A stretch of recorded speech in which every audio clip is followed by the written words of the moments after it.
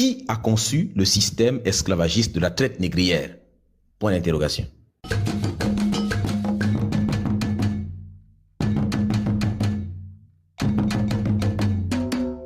Est-ce qu'il y a des Noirs qui ont été instrumentalisés dans ce système? Oui. Mais le responsable d'un système, ce n'est pas celui qui se fait instrumentaliser, c'est celui qui bâtit un système. Qui a conçu le système esclavagiste de la traite négrière? Point d'interrogation. Qui a conçu le système de la colonisation? Qui a conçu le franc CFA? Qui a conçu le capitalisme néolibéral? Qui met en place le terrorisme? Qui arme et qui finance les terroristes? Voilà les vrais responsables du système. Alors, quand on ne veut pas, on ne veut pas assumer ses responsabilités, alors on balaye toutes ces questions-là. Qui a conçu, qui a conçu, qui a conçu? Ils savent que c'est eux. Tellement le poids de leur culpabilité est trop, ils se disent, tiens, on doit partager le poids de la culpabilité. Alors on va dire, d'accord, mais il y a eu quelques Noirs. Oui, mais ces Noirs-là, qui les finançait? C'est vous qui les financiez. C'est celui qui conçoit donc le système qui en est le responsable. Pas les gens qui sont exploités, qui sont instrumentalisés dans ce système. Et la plupart du temps, c'est des gens, il est facile, vous savez, de compromettre les gens avec de l'argent, de les compromettre par de la menace. La plupart des Noirs que vous entendez qui auraient capturé d'autres Noirs, il arrivait que on vienne attraper un Lunsi à l'époque. On prend sa fille, on coupe le pied de ta fille devant toi. Et on part, on te laisse le pied. On te dit, tu dois capturer des gens. Toi, pendant que tu refuses de capturer, on t'envoie l'autre pied de ton enfant pour te motiver un peu. Voilà comment les Noirs étaient instrumentalisés. Les Blancs sont barbares. Ils nous l'ont démontré dans l'histoire. Il y a des photos de ça. On a des photos. Les photos.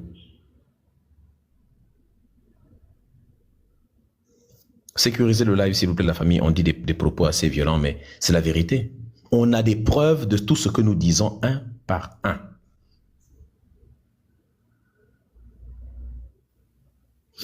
Tu sais, pour résoudre un problème efficacement, il faut d'abord comprendre les fondements du problème. Il faut comprendre la source. Il faut comprendre la cause, l'origine. De même, pour détruire un système, il faut comprendre sa structure. Comment c'est structuré. Voilà pourquoi moi je dis souvent aux gens que nous les kémites, de manière générale, nous disons que nous sommes des structuralistes. C'est-à-dire que nous sommes des structuralistes. La différence entre nous et les gens. Vous cherchez à pointer les individus. Oui, mais certains Noirs ont contribué dans tel système. Nous disons aux gens, non. Nous les kémites, nous sommes des structuralistes. Ça veut dire quoi? Ça veut dire que nous critiquons les structures plutôt que les individus. Nous regardons les structures. Quand nous parlons d'esclavage et de colonisation, on ne voit pas d'abord, oui, mais qui est responsable? Non, non. Qui a mis en place cette structure? Ça appartient à qui? Parce que si on se limite aux gens qui sont instrumentalisés dans la structure, là, non. Qui a produit un travail intellectuel d'abord, dans lequel on a déshumanisé le noir à travers des livres pour expliquer que c'est un SINGE, que ce n'était pas un vrai être humain, pour habituer les mentalités à accepter un système qui viendra plus tard pour pouvoir commercialiser des êtres humains comme du bétail. Qui a bâti ce système-là? C'est eux. En quoi est-ce que maintenant, En quoi est-ce que les quelques 2-3 personnes... Alors oui, les Noirs sont des êtres humains comme les autres. À l'époque où il y avait des médusas de l'époque qui se battaient contre les colons.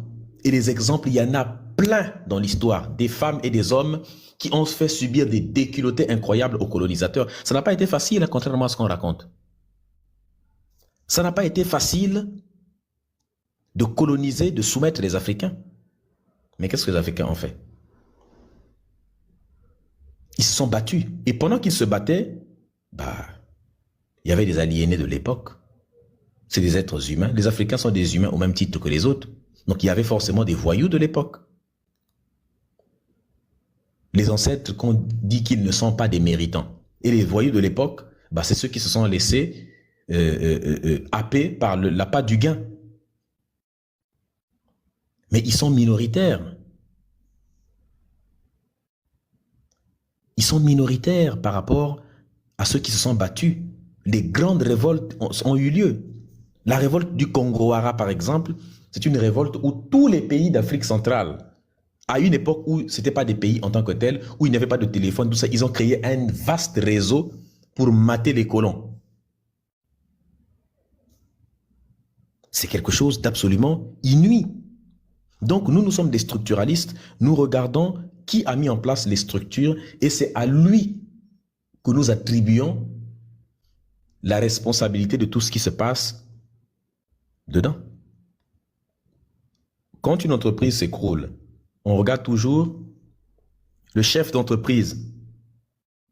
Ou un employé avait commis une erreur, c'est lui qui est responsable. Ouais, mais sauf que au dernier recours, c'est toi. Le chef de l'entreprise, c'est ton entreprise.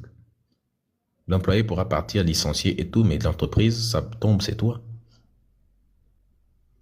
Donc, beaucoup s'attaquent souvent à la fumée. Chez les Noirs, beaucoup s'attaquent à la fumée, mais très peu de personnes osent s'attaquer au feu. La fumée, c'est quoi? Les symptômes et non pas à la maladie. Vous attaquez aux conséquences et non pas à la cause. Mais quelle est la fumée? La fumée, c'est l'Africain instrumentalisé. La conséquence, c'est l'Africain, les quelques Noirs instrumentalisés là. C'est eux les symptômes. Mais la maladie, c'est l'Européen et l'Arabe. La cause, le feu, c'est eux. Alors, si vous voulez désigner les responsabilités, désignez la responsabilité non pas à la fumée, mais au feu. Non pas aux symptômes, mais à la maladie. Parce que tant que nous allons mal désigner les choses, mal analyser, un problème mal analysé, mal diagnostiqué, une maladie mal diagnostiquée est une maladie qui sera mal soignée et donc qui ne sera pas du tout soignée, qui continuera à rester. Le problème que nous avons, nous, c'est que nous diagnostiquons mal les problèmes. Nous les Noirs. Qu'il y ait eu des violences à un moment, pendant un moment donné de l'histoire, je veux bien l'admettre. N'est-ce pas? C'est normal. Nous sommes des humains après tout. Mais ce sont ce qu'on appelle des épiphénomènes. Quand on veut expliquer une situation, on ne se base pas sur les épiphénomènes, c'est-à-dire les exceptions, mais on se base sur le phénomène lui-même. Le phénomène, c'est des gens qui fabriquaient les chaînes, qui enchaînaient les esclaves, qui envoyaient les bateaux, qui assurait ces bateaux, qui détenait les plantations où les Noirs étaient vendus. N'est-ce pas? Les bateaux appartenaient à qui? L'argent. On nous dit que non, on est venu acheter des Noirs avec le sel. Donc, des Noirs vivent au bord de la mer, ils goûtent l'eau qui est salée, ils n'arrivent pas à savoir que c'est le sel. Il y a des gisements de sel partout en Afrique qui datent depuis des millénaires. Nous, on ne savait pas, on voit des traces d'exploitation de ces gisements. Donc nous, on ne savait pas le sel. Donc les gens vont venir nous donner le sel. Regardez comment on a pissé dans nos cerveaux, dans le cerveau des enfants. Oh non, on nous a amené le sel. Et à cause de ce sel, nous aurions vendu les nôtres. Mais comment ça? On ne peut pas prétendre comprendre ou expliquer un phénomène en ne se basant que sur des épiphénomènes. La violence dans les sociétés africaines, comme Mbong Basong l'a écrit, la violence dans les sociétés africaines est un épiphénomène parce que les sociétés africaines ne sont pas des sociétés qui sont structurellement, fondamentalement violentes. Au contraire, ce sont des sociétés qui sont basées sur la mahat, sur l'équilibre, sur l'harmonie, sur la paix, sur la fraternité, le sens de la famille avec des familles élastiques, c'est-à-dire des familles extrêmement longues. Le lien familial, le lien humain était présent. Donc la violence dans les sociétés africaines, c'était pas structurel, ne faisait pas partie intégrante, au contraire. C'était juste des épiphénomènes, c'était exceptionnel, c'est-à-dire que ça faisait partie de l'ordre de l'exception. Donc, elle n'était pas structurelle. C'est-à-dire, donc, elle n'était pas institutionnelle. Vous voyez un peu. C'est-à-dire que n'était pas institutionnelle, n'était pas structurelle. Alors que dans les sociétés occidentales, la violence, elle est institutionnalisée. Elle est permanente, alors que chez nous, ce n'était pas le cas. Les sociétés africaines, quand tu regardes même les institutions même de ces sociétés en question, reproduisent la mahat. Puisqu'il y a des études qui ont montré que les principes fondamentaux de la mahat, là, on les retrouve dans toutes les cultures africaines. Toutes les cultures. Partout. Donc, les incidents qui sont arrivés à cause du fait que nous sommes sortis de notre système, justement.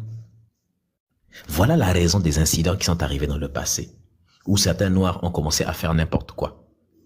Parce que les Noirs, du jour au lendemain, se sont retrouvés confrontés à une certaine barbarie, à une désorganisation totale, à une destruction de nos royaumes. Alors, mets-toi à notre place.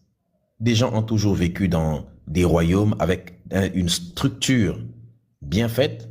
Du jour au lendemain, des gens débarquent, tuent votre roi, capturent des femmes et des enfants, ainsi de suite. L'État est maintenant désorganisé, la société est désorganisée, les individus sont livrés à eux-mêmes. Mais dans ce contexte-là, il est facile de trouver un individu qui va être happé par l'appât du gain et qui peut être instrumentalisé, utilisé. Et ça sans compter le fait que les Européens venaient et installaient à la tête des États des métis qu'on appelait les lanzados. C'est-à-dire, ils partaient immoler les femmes noires qui étaient des esclaves et ils leur faisaient faire des enfants. Ils élevaient ces enfants-là dans la négrophobie, la haine du noir. Et ils repartaient, ils les plaçaient à la tête d'un royaume. C'est le cas des gens comme les Chachas du Bénin, par exemple. Et c'est eux les fameux rois en question qui vendaient les esclaves, aux rois africains qui vendaient les esclaves. C'était des marionnettes. Les autres, qu'est-ce qu'on faisait? On vient les capturer. On vous amène là-bas, toi Lunsi, et toute ta famille. On t'amène là-bas, toi et toute ta famille. Après, on dit, bon, Lunsi, tu vois, tu es là, tu es esclave, tu es avec nous. Maintenant, ta femme est là, ta maman est là, ton papa est là, tes frères sont là, tout le monde est ici. Maintenant, est-ce que tu sais ce qu'il te reste à faire? On va te ramener en Afrique, on va te catapulter sur une des terres qu'on a conquis en Afrique là-bas. Tu vas être roi, mais ton boulot, c'est que tu vas nous trouver quelques esclaves. Arrivé là-bas, dès que tu essaies de fomenter une révolte contre eux, on t'envoie le pied de ta maman pour t'encourager un peu. Dès qu'on sent que tu n'amènes pas suffisamment, on t'envoie l'oreille de ta fille. On t'envoie le Bangala de ton père qu'on a coupé. Je te garantis qu'on a des preuves historiques de toutes ces choses. En fait, c'est ça qu'on appelle le terrorisme. Les vrais terroristes, ce sont les gens qui crient au terrorisme toute la journée, les Occidentaux. Ils ont terrorisé. Voilà pourquoi beaucoup de Noirs trimballent encore des séquelles. C'est démontré génétiquement. Des séquelles, c'est écrit dans les gènes. Il y a des Noirs parfois qui vivent comme s'ils souffraient d'un syndrome de stress post-traumatique sans savoir pourquoi. C'est dans les gènes. Par exemple, la peur du chien chez certains Noirs. C'est parce que les chiens étaient souvent utilisés par des colons, des colonialistes, ce genre de choses. Des esclavagistes. Pour mordre carrément. C'est démontré. Est-ce que vous savez, c'est-à-dire que les horreurs qui étaient commises sur nous, mon frère, c'était bizarre.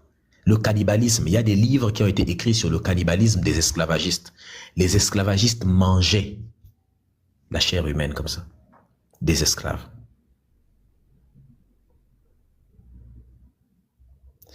Là, les écorchés vifs. Plein d'esclaves, on les écorchait vifs et il y a des sandales qui ont été fabriquées avec la peau. La nage aussi, exactement. Avec la peau des Noirs. C'est hardcore. C'est hardcore.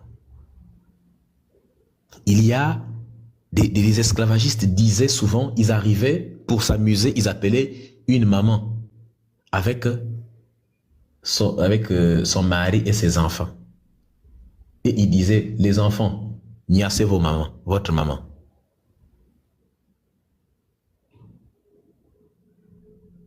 Ils faisaient niasse parfois les enfants sur leur maman devant des gens comme ça, devant toute la famille.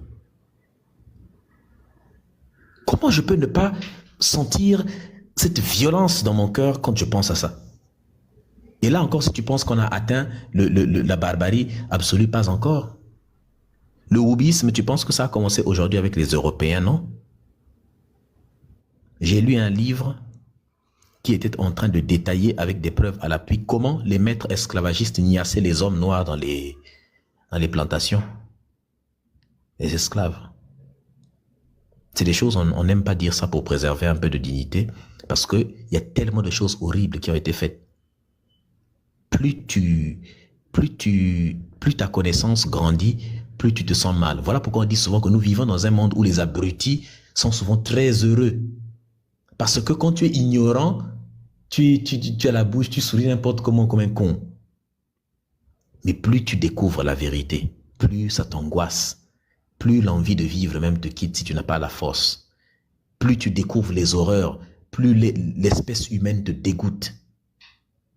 Plus tu te sens angoissé, stressé, parce que tu te dis, mais c'est dingue de vivre quand on est conscient des réalités. Voilà pourquoi certaines personnes préfèrent souvent la fuite en avant. Beaucoup préfèrent ne ignorer. Parce que quand on ignore, on est content, voilà, alléluia, amen, alléluia. On écrit, puis vous partez dormir. Mais quand tu sais, tu ressens une forme de violence monter en toi quand tu vois ça. Et quand tu as fini de lire un truc comme ça là, tu te déplaces, tu vas tomber sur le commentaire d'un abruti d'extrême droite ou même le commentaire d'un noir qui te dit « Nous-mêmes aussi, nous les noirs, on a vendu... » Imagine un peu, tu sors d'un livre, ça m'est arrivé plusieurs fois, hein. Je finis de lire un livre où je découvre des choses horribles qu'on nous a fait. Et là, tu tombes sur le discours d'un noir en train de te dire « Non, mais nous aussi, on doit arrêter de se victimiser, d'accord, mais regardez les autres, ils ont... Ah, putain. » Ou alors tu tombes encore sur le commentaire d'un blanc qui dit « Ouais, mais les noirs aussi, voilà, ils doivent arrêter de se victimiser, voilà, nous, on n'a rien fait, on leur a construit ceci, on leur a apporté ceci, mais vous devez comprendre que l'esclavage a quand même des aspects positifs. » Un blanc encore qui est un descendant de colons, je peux comprendre, mais c'est quand un noir dit ça, reproduit les mêmes choses.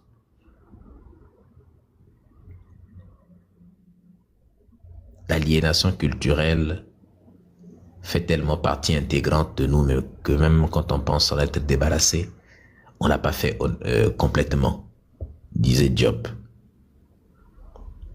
on a subi beaucoup de choses. C'est un peu comme la question de la pauvreté.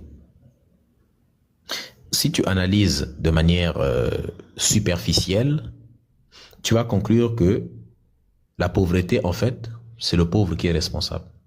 Exactement la même chose. Si tu regardes la situation, c'est même la même chose. Tu vas dire, non, mais les Noirs, nous aussi, on était responsables, nous aussi, de notre propre mal. Nous sommes quand même responsables de notre propre malheur. Hein. C'est comme la pauvreté. Tu vas regarder, tu vas dire, ah, mais en fait, si tu regardes très bien, les pauvres sont quand même eux-mêmes responsables de leur propre pauvreté. Hein.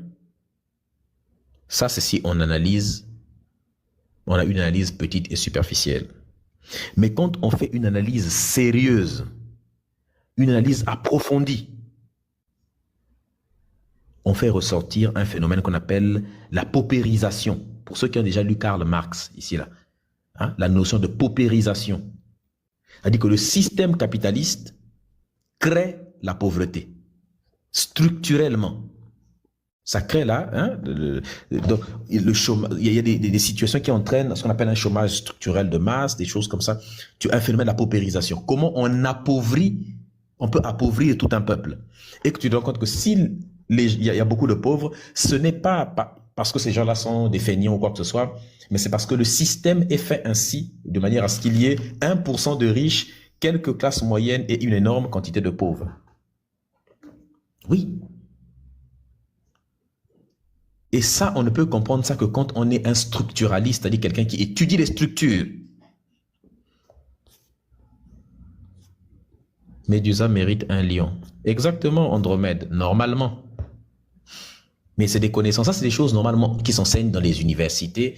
On apprend des choses comme ça, des gens qui font des thèses avec ça. Il y a même des gens qui sortent des universités qui connaissent pas. C'est parfois aussi le bien des réseaux sociaux, c'est que on arrive sur les réseaux sociaux, on distribue ce genre de connaissances-là. Et là, c'est parce que là encore, je me sers un peu de cette question parce que c'est, voyez un peu, là, je me sers de la question pour donner une bonne, j'espère que les gens ont enregistré ça parce que c'est des choses, quand je suis inspiré, ça sort comme ça, n'est-ce pas? Et c'est des arguments, des fois on a, ça là c'est parce que j'ai le temps de développer, mais imagine si on était en plein débat ou, imagine s'il y avait quelqu'un qui me coupait à chaque fois. Et voilà pourquoi quand tu te trouves dans un débat où quelqu'un dit des choses comme ça, tu n'as pas le temps de développer, d'expliquer toutes ces choses-là. Il y aura toujours un couillon à côté pour te dire, pour te couper 1000 fois et tu n'as pas la possibilité de développer. Tu vois? L'Occident qui est eurocentriste a utilisé tout ce narratif-là pendant longtemps, a utilisé cette rhétorique, celle de responsabilité des Noirs, dans le propre malheur des Noirs,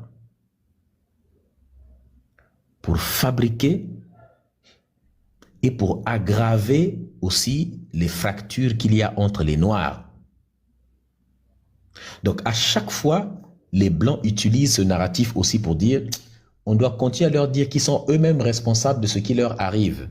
Comme ça va accentuer les fractures et les divisions entre eux, parce qu'à partir du moment où le noir est convaincu que le premier ennemi de l'homme noir, c'est l'homme noir, le jour où il doit se rebeller contre son ennemi, c'est pas contre moi d'abord il va faire.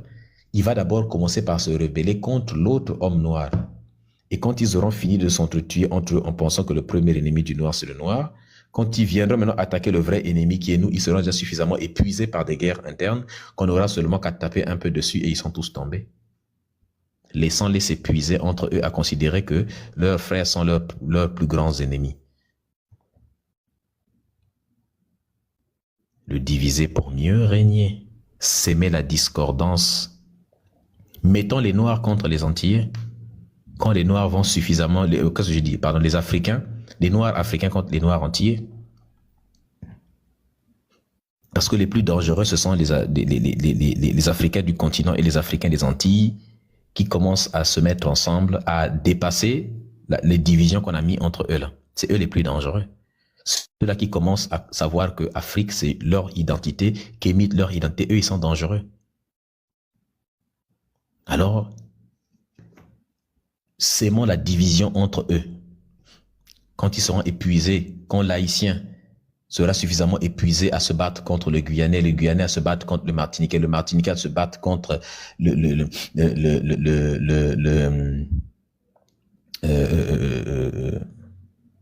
Guyane, Martinique, le Guadeloupéen, et puis après contre les Africains, eux tous vont se battre contre ceux qui sont sur le continent, et sur le continent aussi, contre l'Ivoirien sera fini de se battre contre celui contre le Malien contre le Congolais contre le Gabonais, le Gabonais contre tout ça là, voilà, le Camerounais contre tout ça là, quand ils auront fini de se détruire comme ça là, ils vont s'entretuer comme ça après, ça va diminuer leur population, n'est-ce pas? Et ça va s'aimer tellement de chaos, ils ne pourront jamais se réconcilier, et tant qu'ils sont divisés comme ça là, voilà, nous on règne en maître.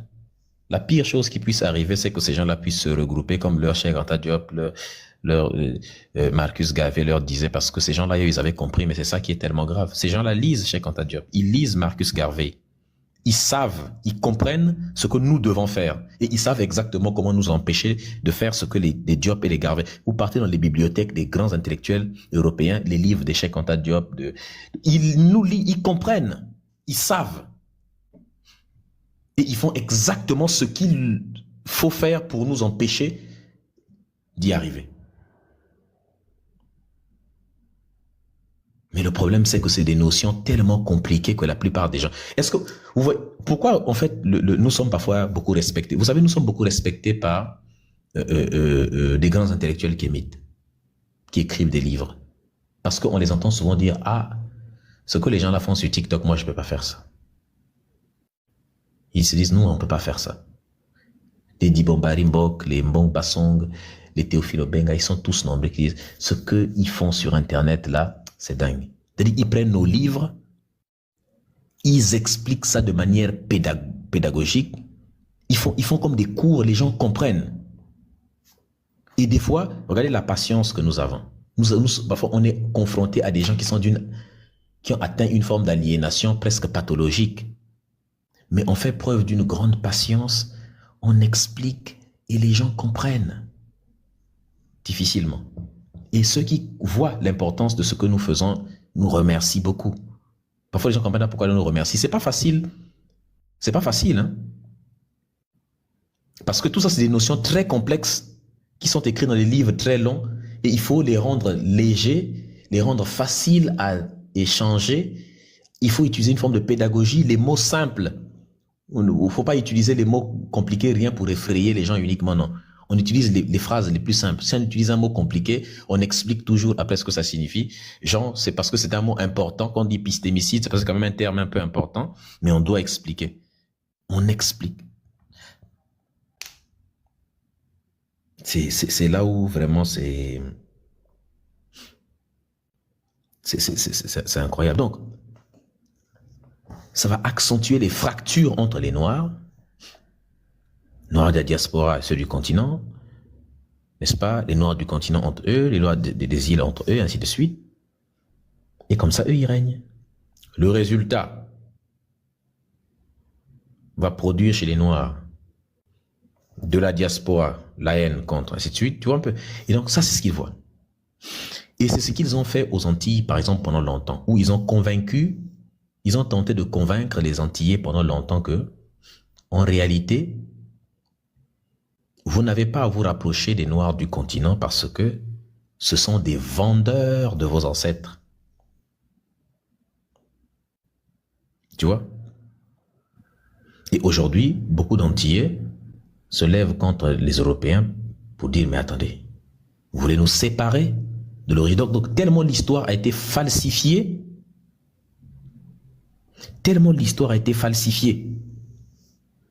que ces Blancs ont tenté pendant longtemps de vouloir retourner les Antilles contre le continent en faisant croire que les Africains sont, eux, responsables d'avoir vendu les ancêtres, n'est-ce pas, des Antillais et donc qui ne devaient pas être comme ça. Et jusqu'à aujourd'hui, tu trouves toujours certaines personnes qui tiennent ce type de raisonnement. Donc le mal se trouve partout.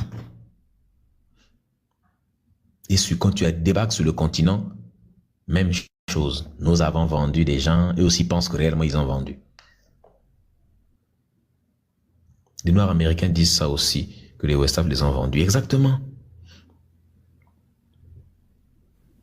En fait, le mal est autant sur l'Afrique, aux Antilles, en Amérique, dans la diaspora européenne, partout, nous avons beaucoup de travail à faire. Et ceux qui, pour le moment, ont réussi à faire ce travail, c'est des gens que nous voyons souvent sur des lives là, qui sont en train de mener eux aussi le combat. C'est-à-dire que ceux qui s'affirment afrocentrés. Et ça, vraiment, cette nouvelle génération est une génération incroyable. C'est pourquoi c'est à féliciter. C'est à féliciter. Parce que faire un individu se détester lui-même, détester son histoire, détester ses ancêtres, détester sa terre-mère, détester ses frères et ses sœurs, direct, sa tradition, détester, et tout ça, c'est une belle réussite pour l'oppresseur parce qu'il a dominé l'esprit de l'opprimé. C'est comme ça que nos esprits sont dominés et que nous sommes en train de libérer exactement la chasse gardée de ces gens-là, c'est-à-dire l'esprit des nôtres. C'est pourquoi traiter ce genre de sujet, c'est aussi une forme de thérapie. C'est pourquoi quand nous traitons ce genre de sujet-là, c'est une forme de thérapie.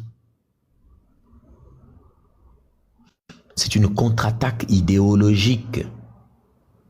Donc, c'est un acte de résistance. Hotep.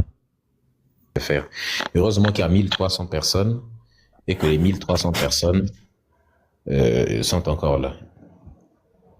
Tu vois? Quand il se réveillera plus tard, il se dira, mais je suis déjà en bas du live. Il ne va pas se rendre compte qu'il est déjà descendu du live. Et voilà. Et comme il n'a pas entendu ce que j'ai dit, vous le verrez prochainement, toujours avec le drapeau d'Israël, avec la fleur de lys, je ne sais pas la fleur de quoi là, toujours. Et il va toujours reproduire les mêmes propos ailleurs, puisqu'il n'a pas eu le temps de comprendre. Alors que là, on lui a donné une masterclass. Je ne sais pas, il ne peut pas espérer une meilleure réponse que celle que je vais lui donner là. Les choses que je viens de dire là, c'est normalement des choses qui doivent même être écrites sur des livres. Tu vois? Mais comme les gens ne lisent pas beaucoup, parce que les gens ont des occupations, des choses comme ça, beaucoup de trucs à faire, au moins TikTok a cet avantage d'un peu se substituer dans une moindre mesure à la lecture. Est-ce que vous voyez un peu? N'est-ce pas? À la lecture, les gens, quand ils écoutent comme ça, là, c'est comme si vous venez de lire un livre. C'est comme si vous avez lu un petit livre sur pourquoi il ne faut pas dire que les Noirs ont vendu d'autres Noirs. Voilà, comme ça. C'est comme un livre audio. Il y a certains qui me disent même ça que, Medusa, quand je travaille, j'écoute les lives comme si c'était un livre audio. Beaucoup disent ça. Mais comme un livre audio, ils écoutent. Des fois, ils sont en train de travailler. Des fois, il y en a qui écoutent en mougoussant. Hein? Ignace comme ça, mais il écoute quand même parce que il est hors de question de perdre une miette.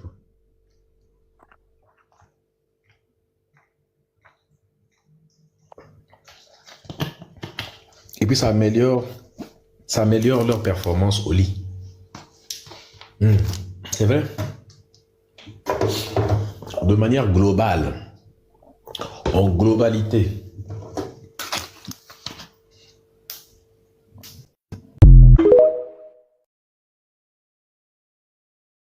Pour Dieu. N'est-ce pas? Oui, c'est ça. Voilà, donc toi tu chantes pour Dieu. Merci à Lilith du Zaïre qui est en train... La famille, s'il vous plaît, est-ce qu'on peut sécuriser un peu le live? N'est-ce pas? Tout le monde est en train de regarder le live, mais personne n'envoie un petit cadeau pour calmer le live. Personne ne tapote. On devait être à 1 million de likes, la famille. Pourtant, c'est simple. La sainte trinité de TikTok, c'est le cadeau, le partage et le tapotage. Juste les 3 choses. Tu likes, tu partages le live. N'est-ce pas? Donc, est-ce qu'on peut sécuriser massivement le live? On est obligé, c'est TikTok qui est comme ça, on est obligé de flatter l'algorithme de TikTok. Et pour flatter son algorithme, bah, c'est son modèle commercial, c'est comme ça. Donc, si vous pouvez sécuriser le live, ce sera quelque chose de très bien.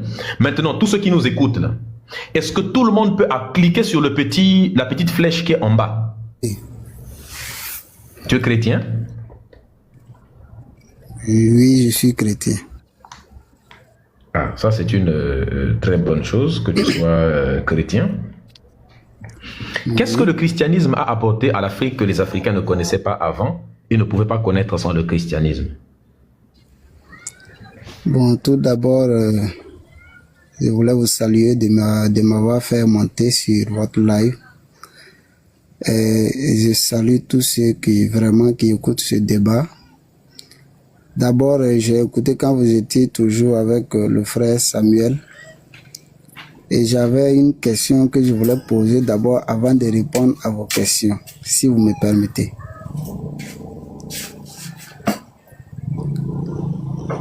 J'ai une question que je voulais vous poser d'abord avant de répondre à votre question, si vous me permettez.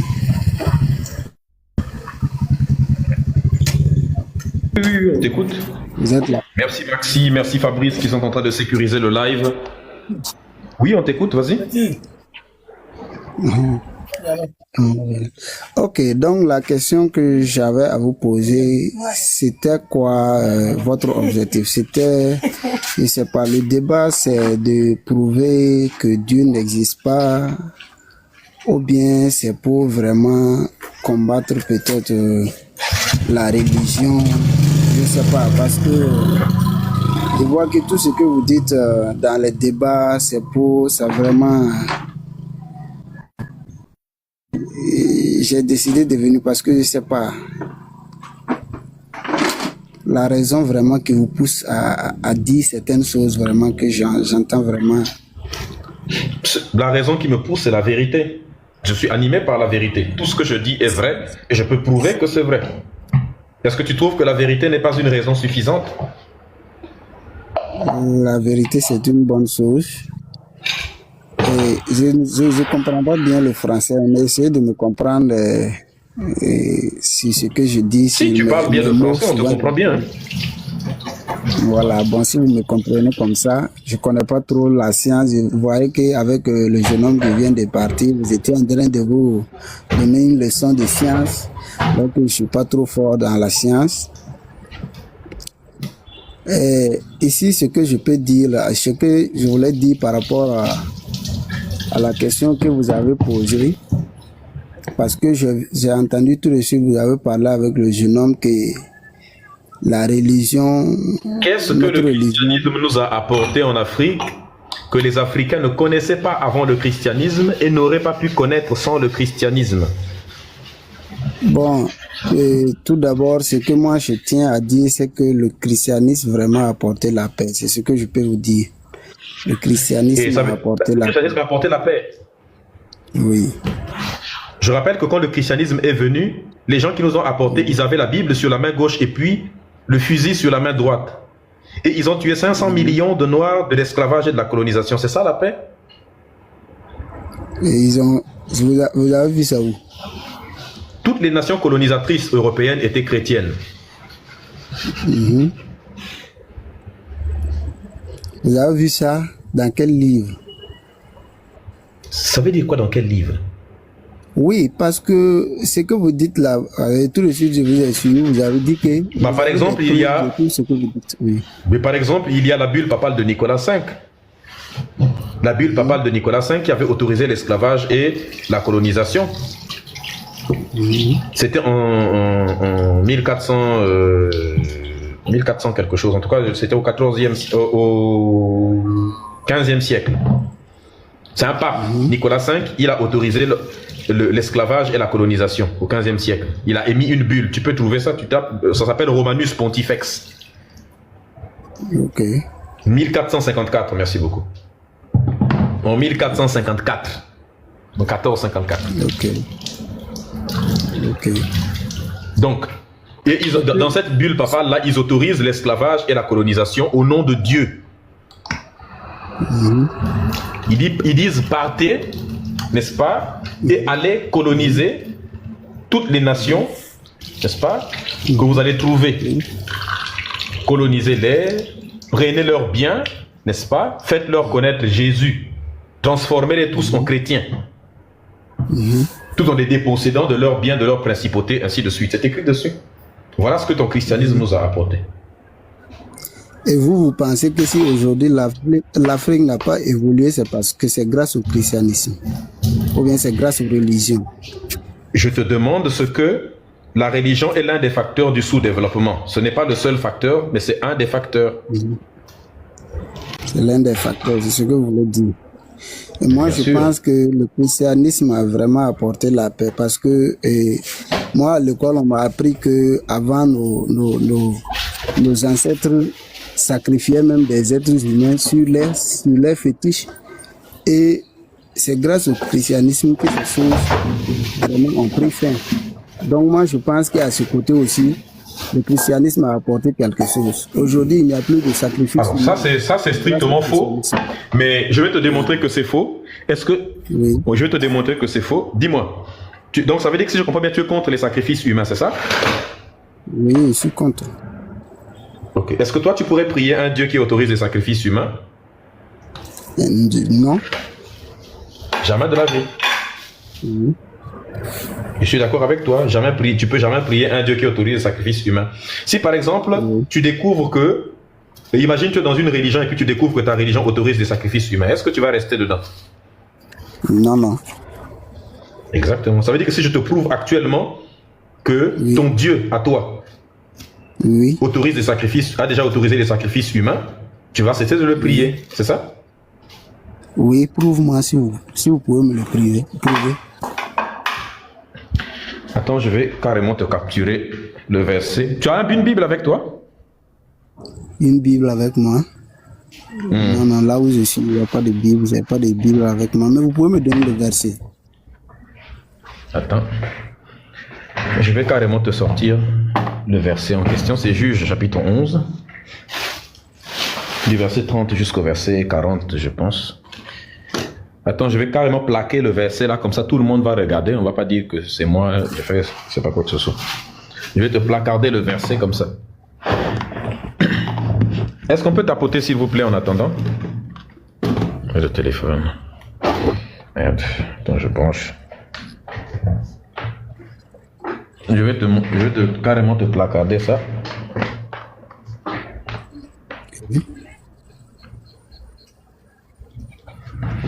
Alors, attends, je vais chercher.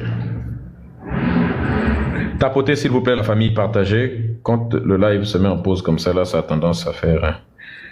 Alors, Juge 11, de 30 à 40. Attends, je fais la capture. Rapidement. Tapotez s'il vous plaît. Voilà. De 30 à 40, bon c'est un peu long, 30, 32, je vais faire donc 2 captures, oups, je vais faire 2 captures pour que tu puisses comprendre. Bon, le 30, on va partir depuis 29 et jusqu'à 40.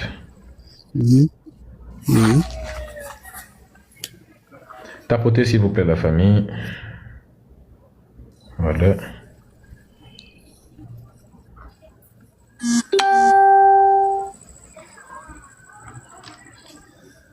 Voilà. La première capture. C'est bon. Jusque chez les Maccabées. Voilà. Deuxième capture. Et hop. Bien. Je rappelle ceci. Tu as dit devant tout le monde que si on te prouve que ton Dieu a déjà autorisé les sacrifices humains, tu vas cesser de le prier. Oui. D'accord. On va voir si tu es un homme de parole. Tu sais lire? Je sais lire. D'accord. Est-ce que tu peux lire? Ok. Nous sommes ici dans Juges chapitre 11, du verset 29 jusqu'au verset 40. Vas-y. Alors l'Esprit de l'Éternel descendit sur Jephthé. Celui-ci traversa les territoires de Galad et de Manassé. Puis il passa à Mitsé en Galad. Et de là il s'avança pour attaquer les Ammonites.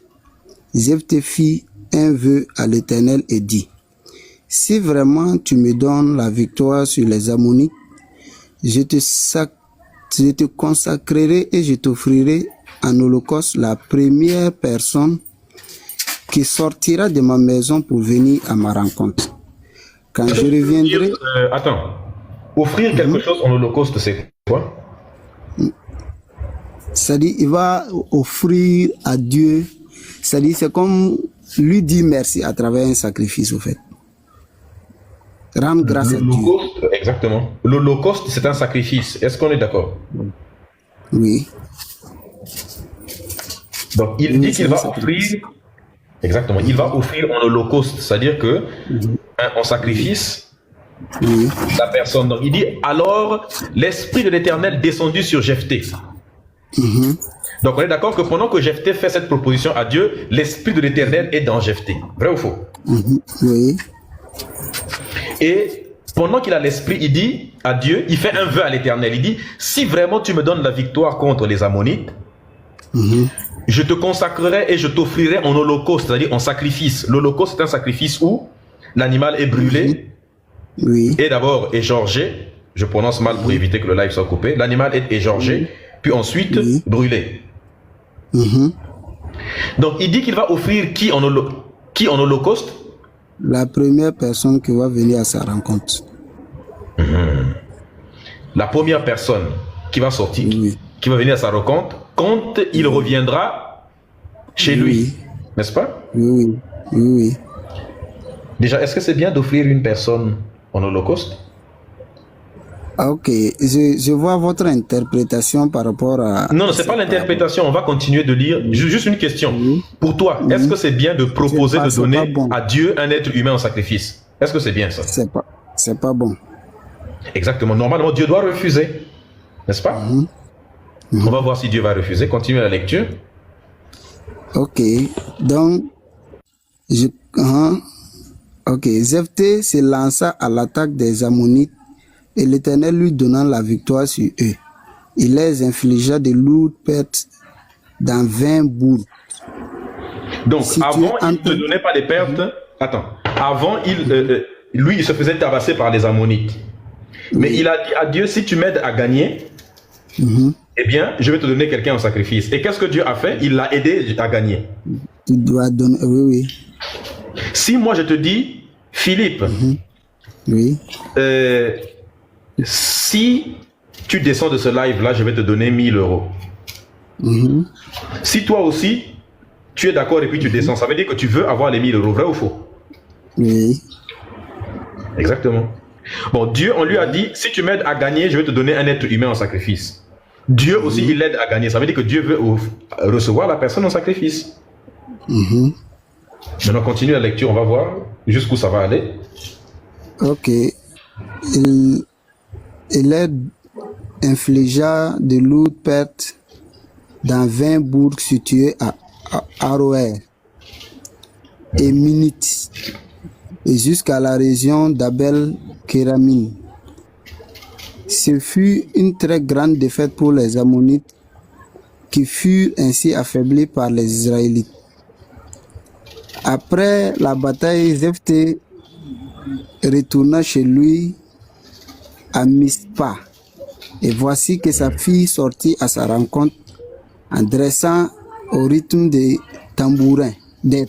Donc ici on dit, là maintenant il a fini de gagner, Dieu lui a permis de gagner, maintenant il rentre chez lui. N'est-ce pas? Oui. Et quelle est la première personne qui sort de chez lui? C'est sa fille. Mais il avait dit quoi déjà à Dieu? Que si Dieu lui l'aide à gagner, il va faire quoi? Il va lui offrir un sacrifice. Il va offrir un sacrifice qui? Il va offrir un sacrifice à Dieu. Oui, il va offrir qui en sacrifice? La première personne qui va venir à sa rencontre. Mais ça, c'est qui est venu donc à sa rencontre? C'est sa fille. Son enfant. Oui. Continuons pour voir. Donc normalement, il doit sacrifier son enfant s'il veut être cohérent. Oui, c'est ça. Continuons pour voir. C'était son unique enfant. À part elle, elle n'avait ni ni fille. Dès qu'il l'aperçut, il déchira ses... Bon, je ne vois plus le reste là. Dès qu'il aperçut, il déchira... Voilà. Attends, je mets.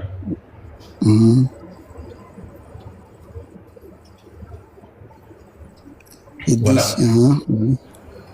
C'est vêtements, il y a écrit vêtements là où il y a écrit autre là. Vêtements de chagrin. Oui. Maintenant, dis-moi, Ok, donc- chantre Philippe, qu'est-ce qui peut Oui. pousser un papa? Il voit son enfant, son papa tombe dans un chagrin à un point où il déchire même ses habits. Quel sentiment peut pousser un papa même à déchirer ses habits devant son enfant? Quand on est sur le point de perdre son enfant, Oui. c'est-à-dire que ton enfant que tu aimes, quand tu es sur le point de le perdre, Perdre, oui. tu peux devenir fou. C'est son unique enfant. Son unique, oui. Tu peux devenir, c'est-à-dire qu'un sentiment de folie peut te prendre. Continue la lecture. Ok. L'autre là, je vois pas trop. Mais faut que ce soit toi qui cause mon désespoir. Puisque je vois pas l'autre là bien, quoi. J'ai donné... Là, il y a écrit vêtements de chagrin. C'est juste vêtements. Il C'est déchira. vêtements de c'est vêtements chagrin. Oui, c'est vêtements de chagrin. Faut-il que ce soit toi qui cause mon désespoir? J'ai donné ma parole à l'Éternel et je ne puis revenir sur ma promesse. Et lui dit, mon Père, si tu as donné ta parole à l'Éternel, agis envers moi comme tu l'as promis, puisque l'Éternel a réglé les comptes aux Ammonites, tes ennemis. Puis elle ajouta, Le papa dit, le papa dit, mon enfant. Le papa déchire même ses habits. L'enfant, mais qu'est-ce qu'il y a? Il dit, mais mon enfant, je suis dans le désespoir. Mais qu'est-ce qui te plonge dans le désespoir? Il dit, j'ai fait un vœu à Dieu. Et là, je suis obligé de le réaliser. Je pensais que c'était probablement la grand-mère là, qui habite dans la maison, c'est-à-dire que la maman de ma femme, qui est presque desséchée, c'est elle qui allait sortir pour venir être la première personne. On pouvait l'offrir en sacrifice facilement. Or là, c'est toi, l'enfant, qui sort. Je suis dans le désespoir. L'enfant dit, il n'y a pas de souci.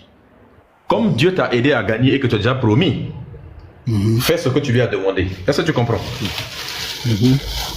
Continue la lecture. Ok. Puis elle ajouta, je ne te demande qu'une chose. Accorde-moi un délai de 2 mois. J'irai avec mes amis dans les montagnes pour y pleurer de ce qu'il me faille mourir avant d'avoir été marié. Attends. Elle dit, tu comprends, tu vois que ça commence à devenir complètement gore, non? Oui. L'enfant dit, il n'y a pas de souci, mais comme je suis encore vierge, laisse-moi aller avec mes amis derrière la montagne. Dans les montagnes pendant au moins 2 mois, c'est ça, non? Oui. Laisse-moi aller pleurer ma virginité. Laisse-moi aller pleurer le fait que je doive mourir sans avoir niasse.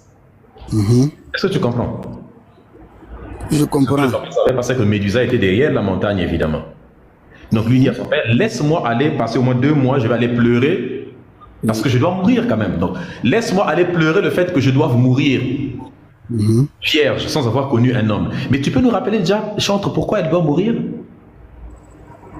C'est parce que son père a promis à Dieu d'offrir la première personne qui va venir à sa rencontre.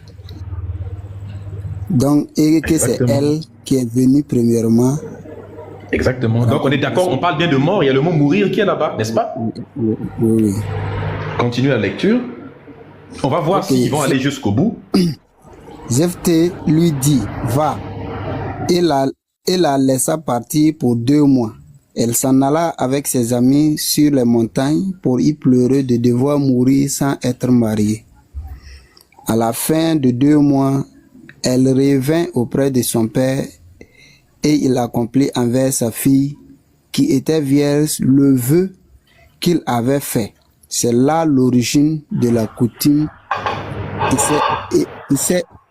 qui s'établit en Israël. Chaque année, les jeunes filles s'en vont pendant 4 jours pour célébrer la fille de Jephthé, le Galadite.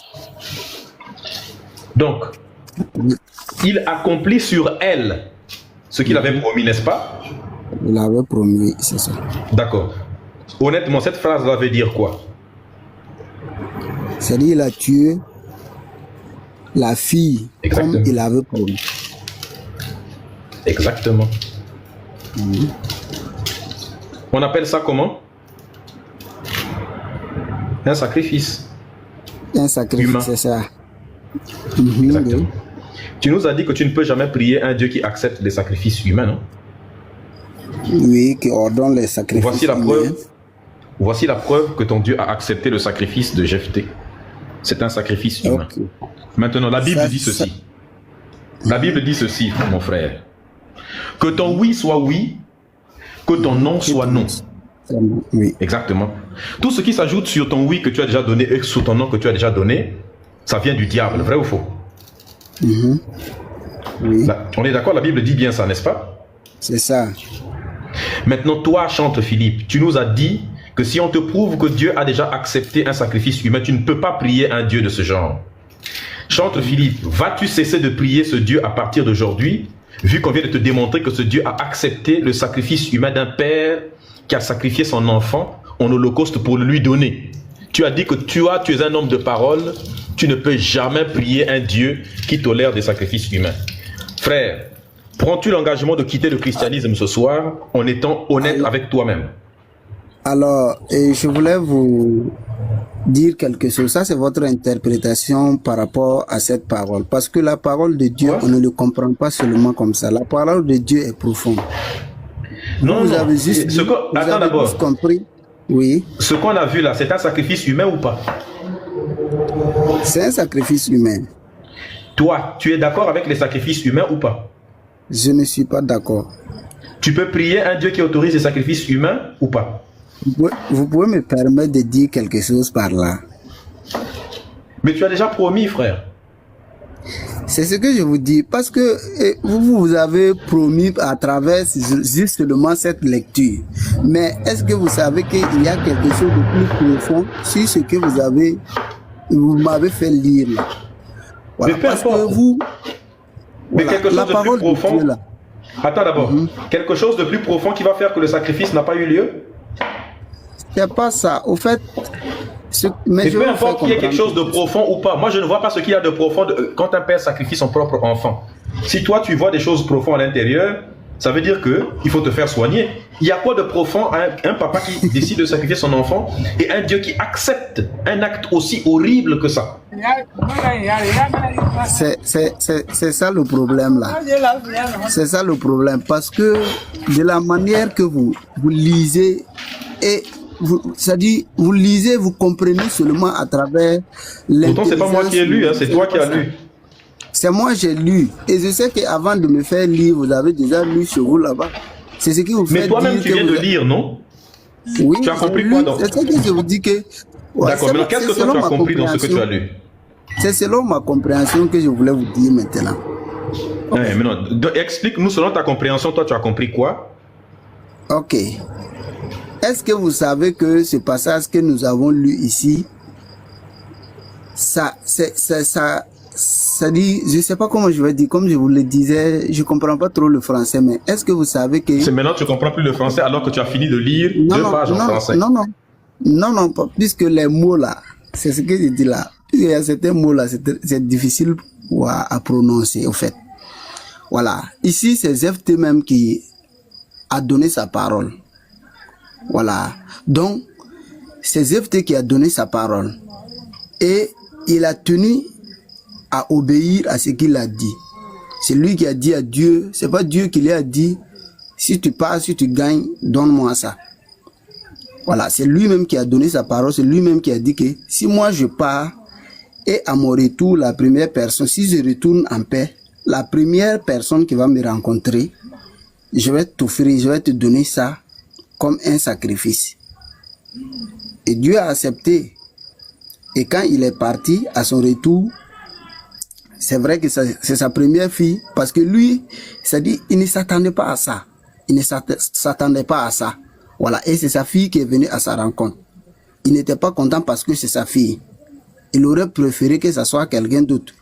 Voilà, mais pourquoi Dieu a choisi que ça soit, ou bien pourquoi Dieu a permis, parce que Dieu savait tout, Dieu connaissait tout, avant que Jephthé ne revienne. Dieu savait que c'était sa fille qui allait venir à sa rencontre. Donc, Dieu a fait cela, et moi je dis qu'ici, ça fait illusion à la venue de Jésus-Christ. Voilà, ici, ça laisse voir que est-ce que Jephthé, Dieu voulait voir, est-ce que Jephthé allait accepter, offrir son fils unique, parce que la Bible a bien précisé que Jephthé n'avait plus eu d'autres fils ou filles, c'était elle. Et puis encore vierge. Ça fait illusion ici à la venue de Jésus-Christ. Dieu avait promis de donner aussi son fils unique, le fils Jésus-Christ saint, qui n'a point de péché.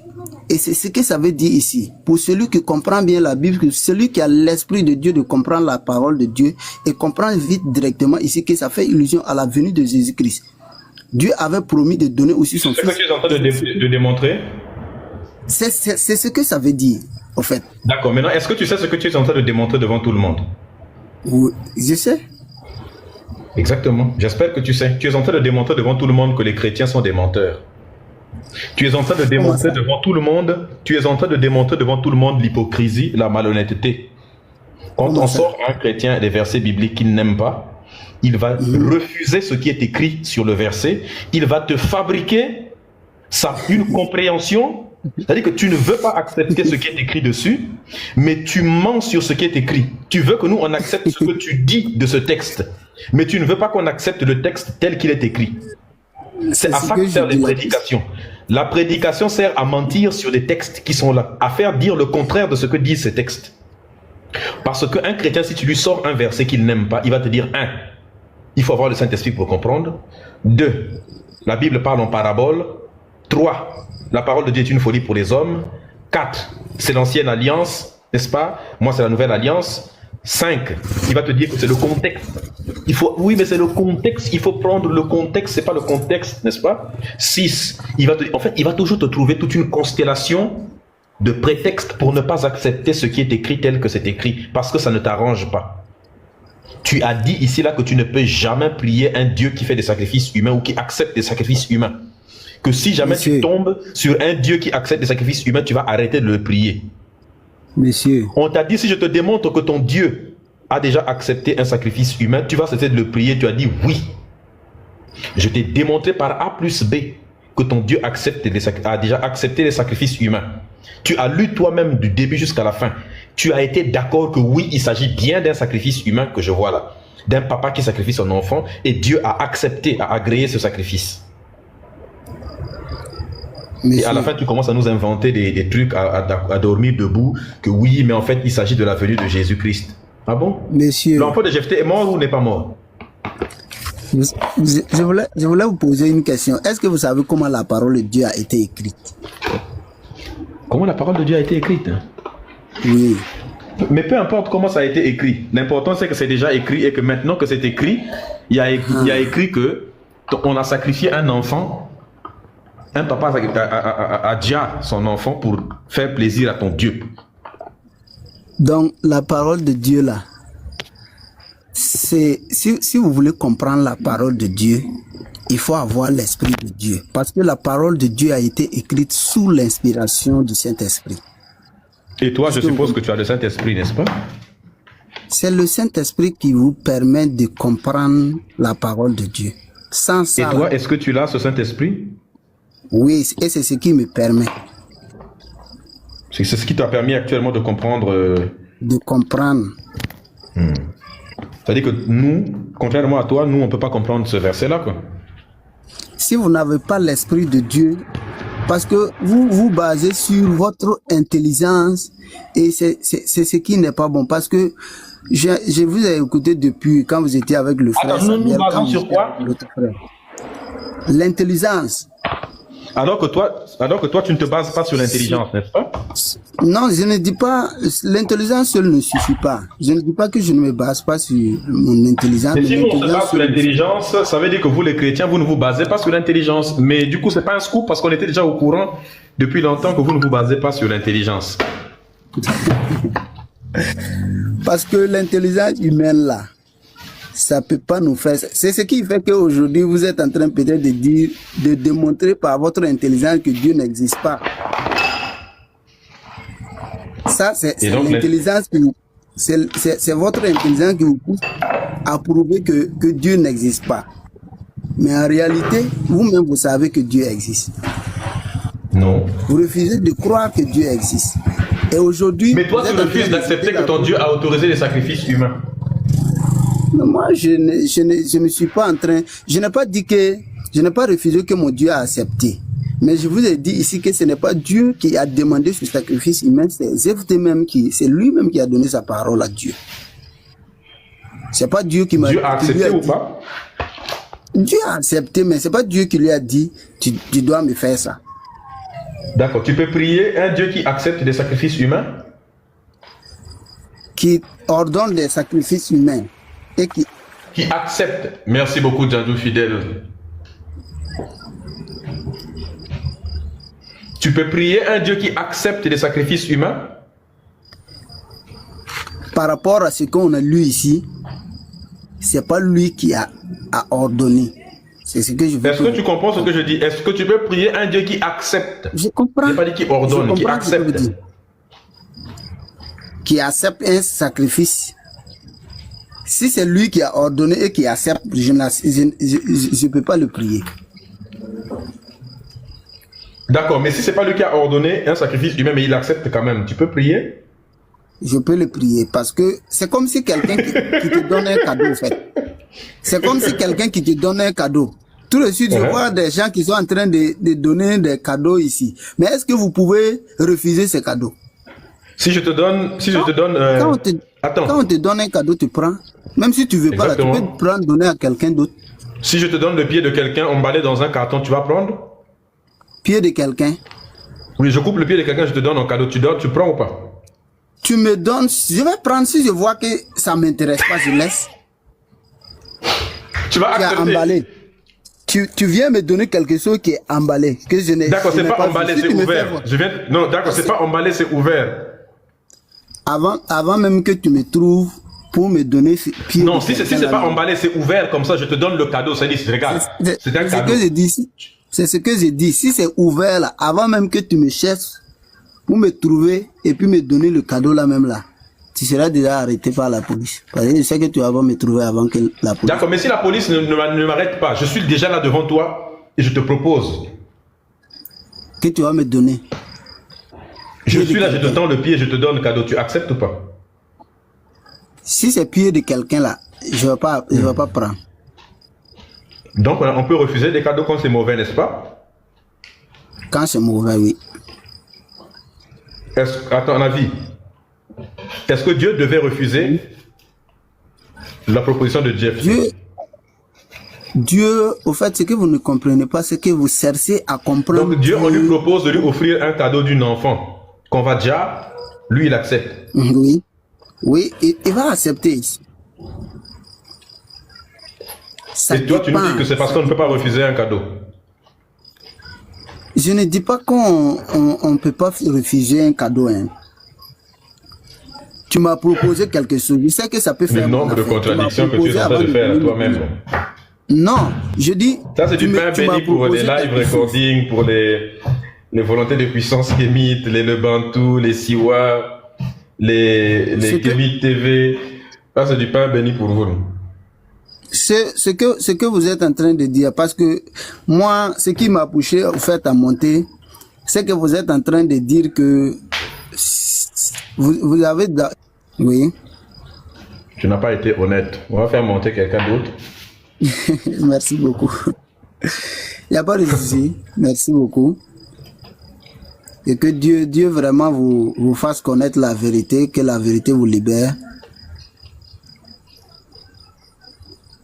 Eh bien, tu connaîtras la vérité et la vérité t'affranchira de la religion.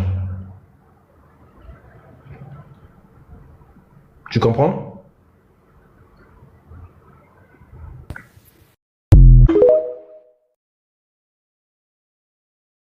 Bonjour Congo.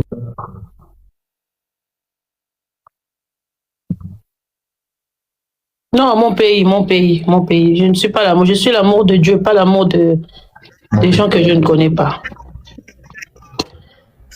Je suis enfant de Dieu. Donc tu n'es même pas l'amour de ton mari ou de ton copain? J'ai une seule question à te poser. Veux-tu nous dire la signification de ton nom là?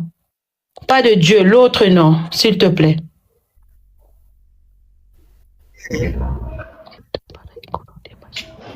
Oui, le rapport, ça n'a aucun rapport avec le débat. Ah si. Ça a vraiment de rapport avec cette histoire-là. Puisque vous dites que Dieu n'existe pas et que Allah n'existe pas.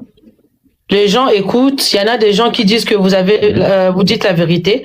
Les gens comme nous disons non, c'est de faux. Maintenant, le nom que vous portez là, je vais dire au panel, hein, vous suivez les diables en question. Je ne sais pas comment vous passez votre temps à suivre les diables.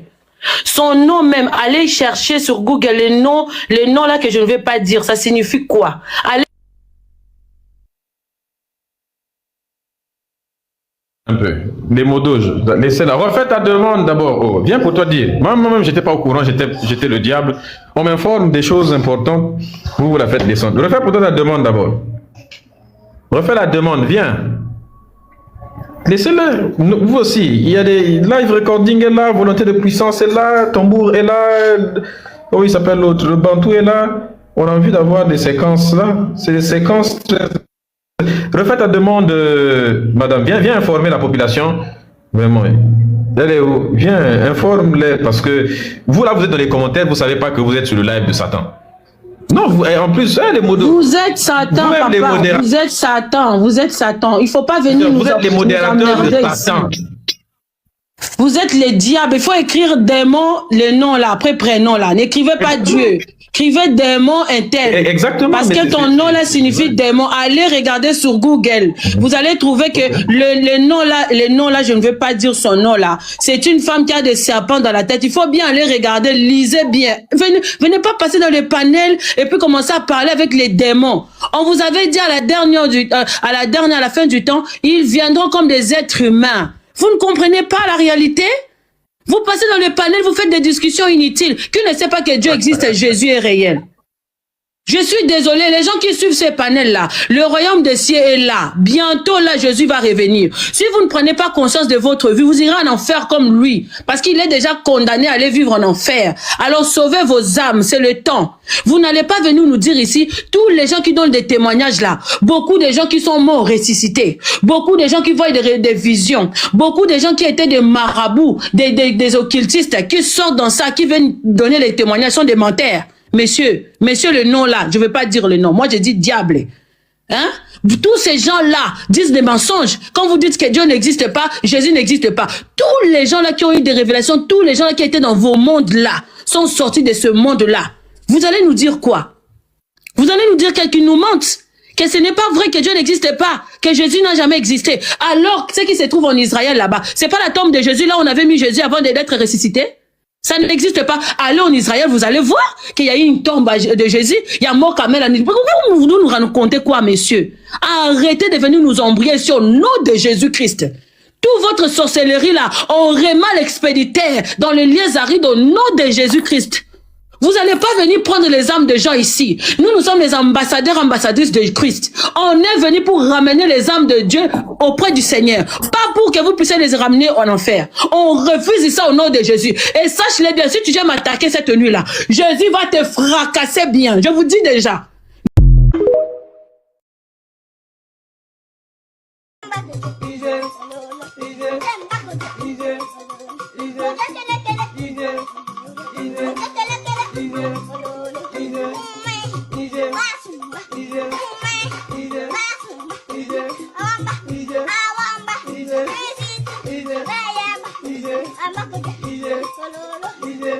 I'm